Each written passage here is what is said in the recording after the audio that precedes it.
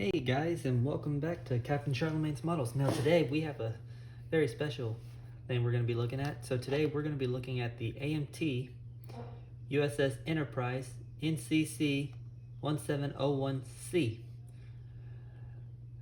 So this kit just arrived 3 days ago, and upon opening the box I was actually quite impressed. So this is a 1 in 1400 scale model, and what really took my attention was it comes with battle damage decals.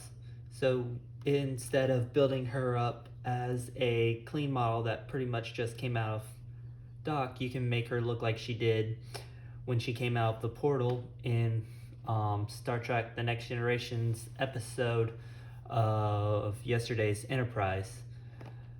So yes, that's definitely something to see. So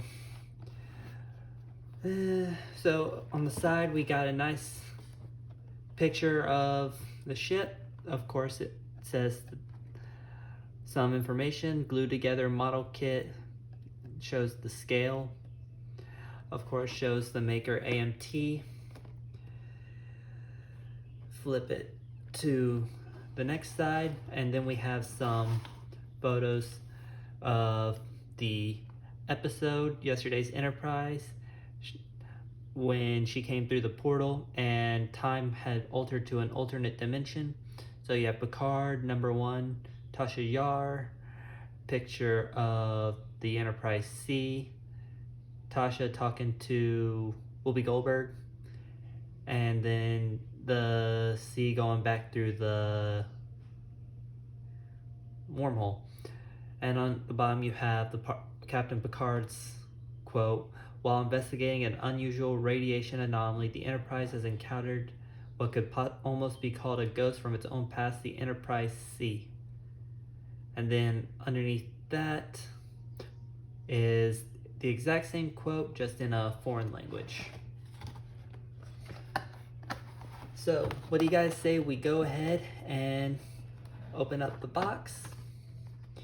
So first thing you notice, all the stuff is still in its bags, and that is because I have not actually went through and looked at the kit. So you guys are going to be seeing everything for the first time just like I am. So what do you guys say we go ahead and open up our first bag?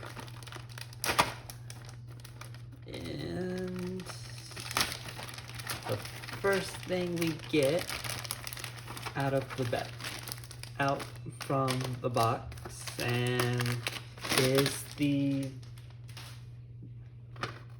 2 pieces of the saucer.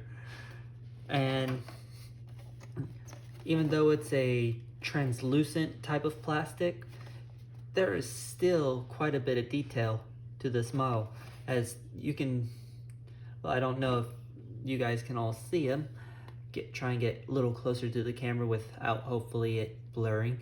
Is you can actually see the phaser banks where the lifeboat pods are, and then all around the saucer you can actually see the individual windows for the top of the saucer section. Of course, you have the bottom section, you have again the phaser banks, lifeboat pods, and of course right here, which is the little copyright claim of the model. So yeah, that's very nice. Let's see. Can we, and let's see, the little pieces are interfering with it being flush, but once you put it together, so this is still dry fit, it's still very nice look to it. And this is definitely a ship I'm looking forward to building. In fact, when you look at the Enterprise C, so bring the box back real quick, top of the box. So when you look at the Enterprise C, you can actually see which is impressive in my opinion, what would eventually become its immediate successor, the Galaxy class, such as how the nacelles seem to turn into this almost L shape and everything. So that's pretty cool in my opinion. And from what I understand, the neck of the C, you can still see some influence from the preceding Excelsior. So our next bag, which contains a lot more of our sprue, go ahead and cut that open.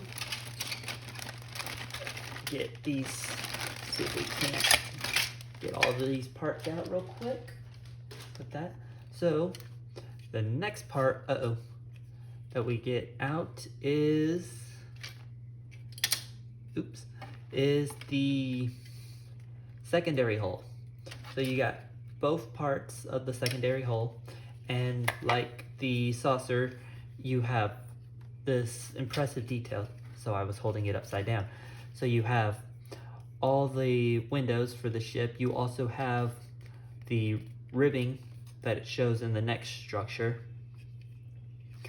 The back part, which will eventually go into the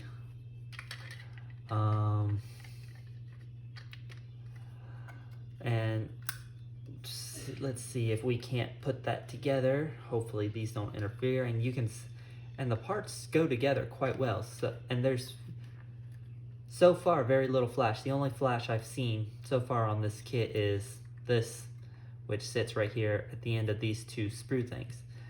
So of course you have the big circle where the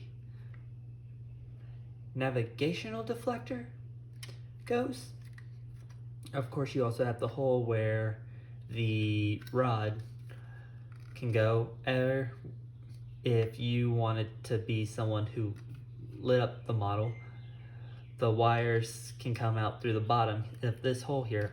Personally, I am not going to be one of those individuals who lights up their Enterprise, mainly because I don't see the point of it.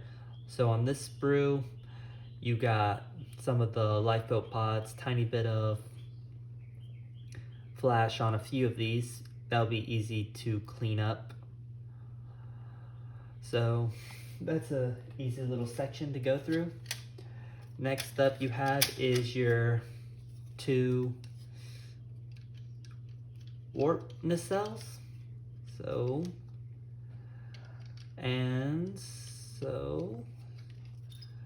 can't really put them together due to these interfering, but so far I have not had any kind of problems putting the parts together. So something tells me that once these parts go together, they'll mold together quite well.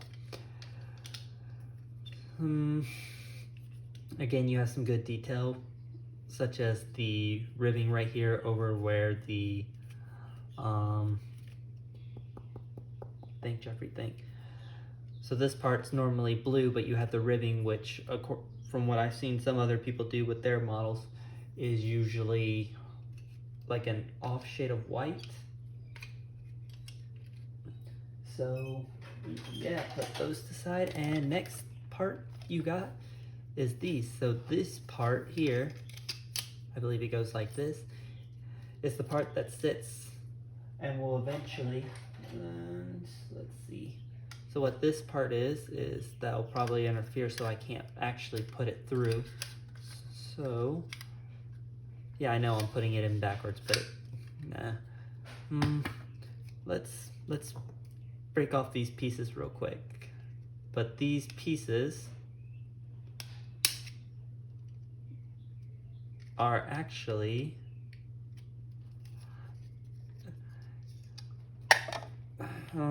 the parts that go right into the main body. So we're gonna sent those flying. So what we're gonna do is we're gonna put these back together. See if we can't, okay. Yes, there we go. So put these back together.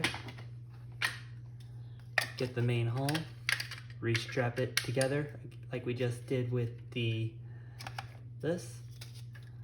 So what this does, and yes, I know it's not actually together. So, oops, this is making it difficult. So what this does is it sits into the hole. I probably have it upside down and have it upside down. So I do apologize, but this is just an example of what it does. You slip this in and you put the two nacelles on top of it, and then you have the whole back end of your engineering hull. So that's all nice and good. Some nice detail to that part as well. Next part you have is, so you got little part here, which I'm guessing is for your phaser banks.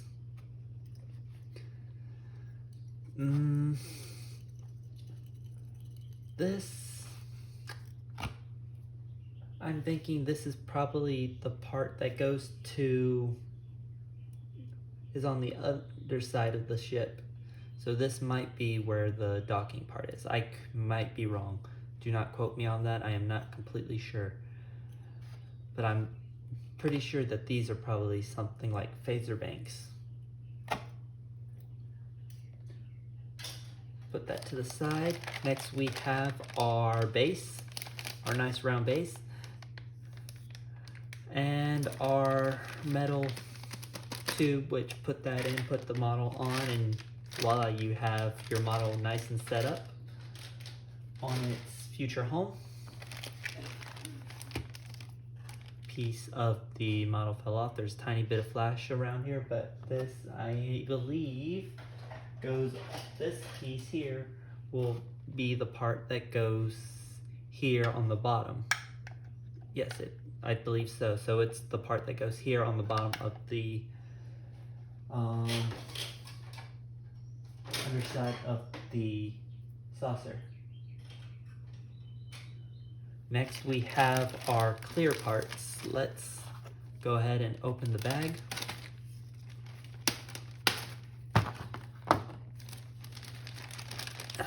Okay. So first things first is, of course, you have these pieces right here. These are the navigational deflector, I believe. So paint these up a nice shade of, I want to say, transparent blue, and you can get that glowing, try and get that glowing blue effect. If you don't want to lighter, I've seen several people do it to where they actually done it a different color just for their own preference. This part here is part of the nacelle, so this would be red if you were painting it up. Set that to the side. Following after that, and you got, of course, a very pain in the butt bag. Where did I set my knife? Oh, it was right there next to it. You got a split bag, which in my opinion is nice because that just means you're not having these parts while they're in transit hitting into each other. Okay, so these parts are, I believe these are the grills for the nacelles. So you put these together, and I believe they go, yeah, these are the parts that are inside the nacelle. So like the grills, this is the part that you would make look blue, I believe. Again, don't quote me on that. I'm not a massive Star Trek massively knowledgeable in it. I recently only just got back into Star Trek after Picard. So next thing you have coming out is, of course, your instruction manual. So, of course, you have the instructions here. Highly detailed kit featuring precise tooling parts for ease of assembly. Care and patience must be exercised to achieve the optimal result. Basically meaning don't rush, don't be like Bugs Bunny against the turtle in Looney Tunes. Slow and steady wins the race. Next, of course, you have your part where it tells you that you need glue. It's recommended that the instructions be examined carefully before applying. You will find this very helpful as it will allow you to gain a clear understanding of how the parts fit together. So basically telling you, read your instructions, make sure you understand which part's going which. Next, it mentions sub-assemblies. Note this kit is intended to be built in sub-assemblies. This makes building the kit far more manageable. It will be very important to note that it can be extremely adventurous to apply paint and decals to sub-assemblies. So basically this part is telling you, do all your painting beforehand. Don't wait till the very end, like some modelers like to do. You wait till the very end and you're just, well, there's certain places that the paint can't get to and it just looks kind of off. So do it all while it's unassembled. Like, for example, your saucers. Don't go right into it and put your saucers together. Any decals that go onto the top or bottom of the saucer, put those on following your whichever way you want to paint her. I've seen some people do it to where it's around the saucer, of course. Use the current kit saucer back. So for an example, on the saucer, there's a part where some people will make it to where it's not like a full circle, but like you got the edges, 4 corner edges in a, I want to call it a semicircle, in a almost lightish gray blue, and then you have some who've done it in a complete circle, which is gray. So doing that, doing the same thing with your hull. Get your windows cut out if you want to do the lighting, darken them after painting, put your decals there. Same thing with your nacelles. Pretty much just recommending it be going in by doing this everything small first. Don't be in a rush just to do everything quickly. And then afterwards you have it in, I want to say French, but I could be wrong and that could be Spanish. So at the bottom you have, of course, the part where it says 1 in 1400 plastic model. You have the series, Star Trek Next Generation, and of course the registry for the Enterprise. Open it up and of course you got the nice big picture showing the main saucer section, telling you which parts go where. It also, so it points out here, note, follow these instructions to build her sister ship, the Yamaguchi. So what I'm gathering for that is you can, instead of, if you don't want to build her as the Enterprise C, you can build her as her sister. So it's telling you which parts to switch out if you want to build her as her sister. It says that for in part 1, part 3, as well as part 4. So for example, it says here, replace part 3 with part 3B, as well as locating parts 20 and 30 here. So anything you see with this almost like cutout border area is all the parts you're going to be switching out to build her as her sister. You have your nacelle assembly. Then you have here where it says substitute part 302B. So basically for that, it's just you switching out the navigational deflector. I could be wrong on that. I'm pretty sure that's the navigational deflector, the big blue glowing circle in her hull. And then you got part here pretty much showing the hull and the part where the nacelles are mounted. Cut off the lower rear portion of the secondary hull and replace it with part 18 during the next step. So basically you're cutting something off and then you're putting this part. So the part we looked at that I thought was where the shuttles and everything leave, that part is for replacing at the bottom of the hull so you could build her as her sister.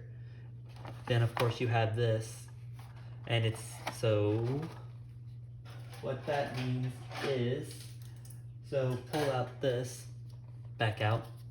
What that's telling you is right here there is this piece that bulges out from the bottom of the nacelle mounting piece, so you have to file that away to for the Yamaguchi. So flip it over again. Of course it has the final parts of the assembly, so saucer, main body, nacelles, all connecting. Then you have your base and your metal rod, pretty much telling you pretty much clear cut all the way through. It's not confusing. It's pretty much just straight up telling you what to do, what not to do, and if you want to build her as her sister, how to do it, all the while being very straightforward and not any way confusing, like how Dragon models make their model kits confusing. And of course the next part you have is your decals. So what we're going to do is we're going to cut the decal thing out. So we're going to take a look at these real quick. And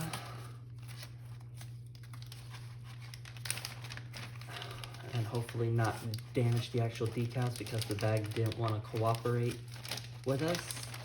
So, okay. Pull that out, flip it around.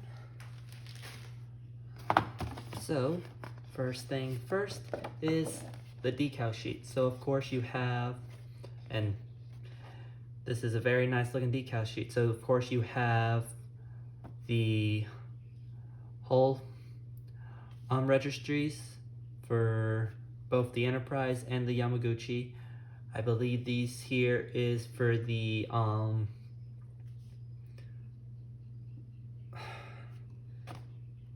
you put them around the main hull, upper hull. So I believe that these parts here will go around somewhere around here, possibly the bottom. I'm not completely sure. I'll have to look at the instruction manual later to see that. You got these little pieces here which will go on the corners of the saucer section. You of course have the smaller registry decal pieces for both the Enterprise and the Yamaguchi. And then you have the battle damage decals, which is possibly one of the main drivers for this kit. And personally, when I thought about how these decals were, I thought when I was thinking battle damage, it was more, probably it wasn't going to be anything else, probably like scuff marks, like that you could easily put on if you painted. But these aren't really scuff marks at all. You can actually see inside the hull, so it's showing like different, like almost like the ribbing around the saucer section kind. So if you actually wanted to, which I would think would be the better option and make it look better, is you could actually, where you're going to place each of these decals, if you wanted to add them all or probably just a few. So say you take four of them, and you're going to do it for your saucer. So bring out the saucer again. Yes, I know it's constantly making a comeback. So say you take a few of these and you place them in random spots on both the top, the bottom of the saucer, or even the body. Then you add some, either do some light dusting for, hold on a moment, let's see if I can't find find it. I know I have it somewhere up here. I have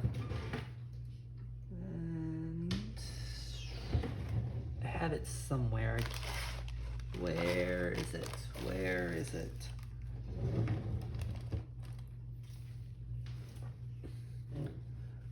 So, essentially so if you have one, it's basically those little, what are they called again? It's for adding like rust effects or and things like that. What you do is basically you go and you take the, I know I have one. It's easier to show than it is to straight up explain it.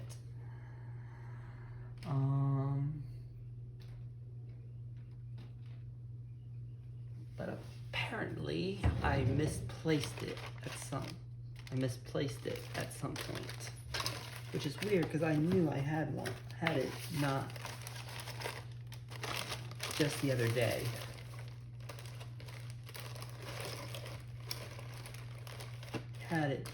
Here it is. So what I'm trying to get at is, so you have this. Well, I would use this. So it's the Tamiya Weathering Master, and what you would do, so say gunmetal would be a good idea. Or you could, before adding the decals, you could use some black paint and then wipe it away, or even use spray paint and do a light shade of black and put it around the battle damage decals, so you have a almost like a scorch mark, and then you actually have the damage showing for the inside of the ship. But that's just my personal preference. Everybody has a preference on what method they're going to do for it. So, what's actually the plan for this kit? How will it be done? So, in the episode, you couldn't really get a big idea of the color, but I would say the best way, which I'm personally going, is I'm going to be, well, after I wash it, because best thing to do for these kits is to wash them so you can get rid of any of the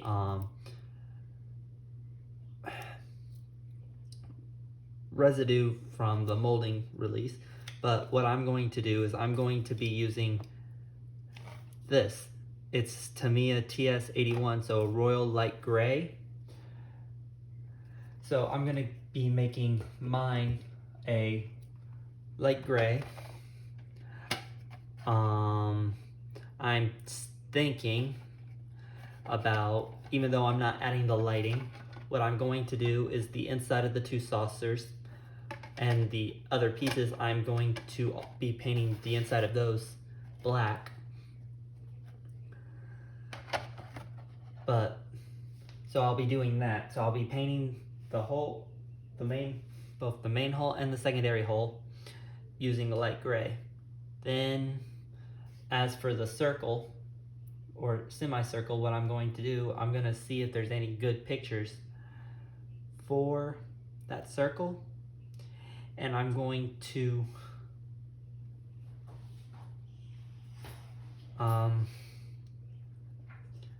what I'm thinking about doing is I'm going to use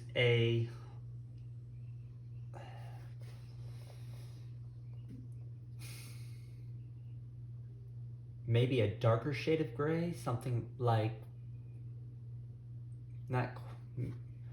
something similar to IJN gray. But that's just my personal preference. Actually, if I can't find any, what I'll actually do, now that I look at the box, is I may actually use the royal gray for the inner circle of the hull on the top of the saucer. And then what I'll do is I'll paint the rest in a silver color.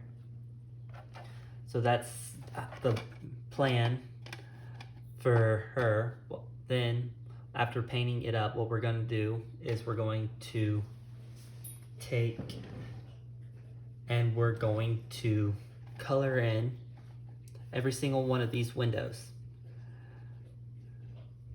as well as bring out the detail of each of these lines on the thing. So what we're going to do with that is we're going to take, and I just recently got some, I believe All Trek Models, I believe that's the gentleman's name, has a video on how to do it. So what I'm going to do is I'm going to be using this panel liner, and then I'm going to have a Q-tip, if that works, some water, and I'm going to panel line and bring out each one of these lines. That way we'll be able to see the lines better on the saucer sections. But that ultimately, when the time comes, will be our plan for, oops, don't want that to go flying. That would not do us very good. So, but that is ultimately what our plan will be for when we do build up the Enterprise C. So when will that be?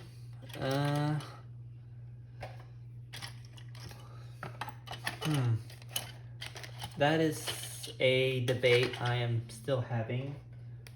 What I'm thinking is the Enterprise C will possibly be will follow up on the Scharnhorst, or it might come before Scharnhorst. So ultimately, it all depends on which project I'm actually wanting to do at the time. But at the moment, the C is not a immediate concern for our builds. So I would like to thank you all for joining me on this unboxing of the Enterprise C. I shouldn't have taken that off the screen. It looks better sitting on the desk like this. But I would like to thank you all for joining me on the unboxing of the Enterprise C. Personally, after watching this episode, I am one of those who's of the opinion they should have made this into an actual movie instead of just an episode. So much happened for that. I feel like they didn't give her enough time on. But yeah, so that's the unboxing of this model. If you want to keep up with any of the future content that's coming on the channel, please press that bell icon to be notified of future updates. Please like, subscribe, and tell your friends. It helps the channel a lot. I would like to thank you for joining me here today. I hope you have a nice day, a nice week. Look after yourselves and take care. Fair winds and tidings. And yeah, this is Captain Charlemagne, and I'm signing off.